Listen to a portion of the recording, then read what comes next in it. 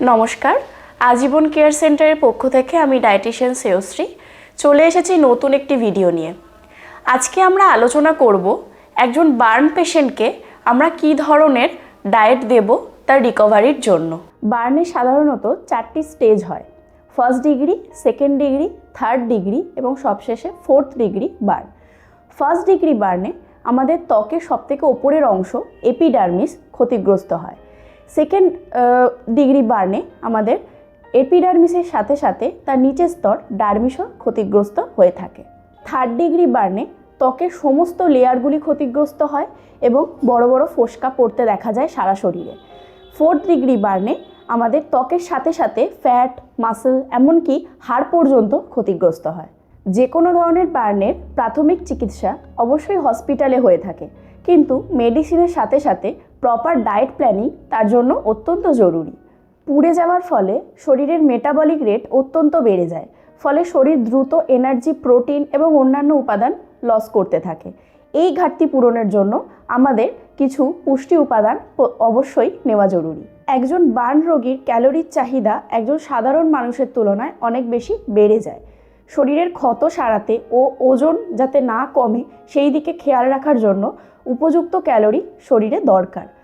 Carbohydrate হলো আমাদের ক্যালোরির মূল উৎস, তাই কার্বোহাইড্রেট জাতীয় খাবার যেমন ভাত, রুটি, সবজি, ওটস ইত্যাদি খাবার আমাদের খাদ্য তালিকায় রাখতে হবে। প্রোটিন ক্ষত নিরাময়, নতুন টিস্যু গঠন ও পেশির ক্ষয় রোধ করতে সাহায্য করে।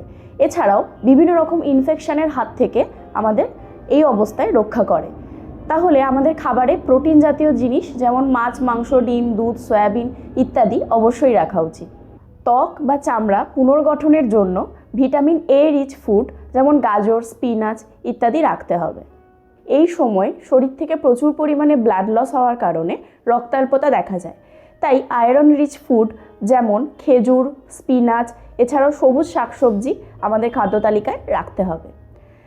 এছাড়াও এই সময় প্রচুর পরিমাণে জলও শরীর থেকে বেরিয়ে যায়, তাই শরীরে জলশূন্যতা রোধ করার জন্য এবং শরীরের তাপমাত্রা বজায় রাখার জন্য জল বা তরল জাতীয় যে কোনো খাবার আমাদের খাদ্য তালিকায় রাখতে হবে। যেমন যে কোনো স্যুপ বা ফলের রস বা নর্মাল জল তো আছেই, এছাড়া ডাবের জলও আপনারা খাদ্য তালিকায় রাখতে পারেন।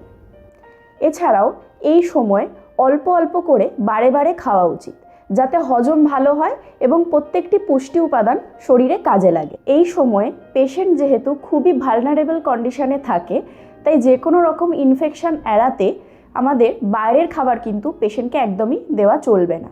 বাইরের খাবার সম্পূর্ণভাবে অ্যাভয়েড করতে হবে। তাই সংক্ষেপে আমরা বলবো, একজন বার্ন পেশেন্টকে আমরা হাই ক্যালোরি, হাই প্রোটিন এবং উচ্চ মানের ভিটামিন জাতীয় ডায়েট আমরা সাজেস্ট করব। আজকে এই পর্যন্তই, দেখা হবে পরবর্তী কোনো নতুন ভিডিওতে। এরকম আরও ভিডিও পেতে আমাদের চ্যানেলটি লাইক করুন, শেয়ার করুন এবং সাবস্ক্রাইব করুন।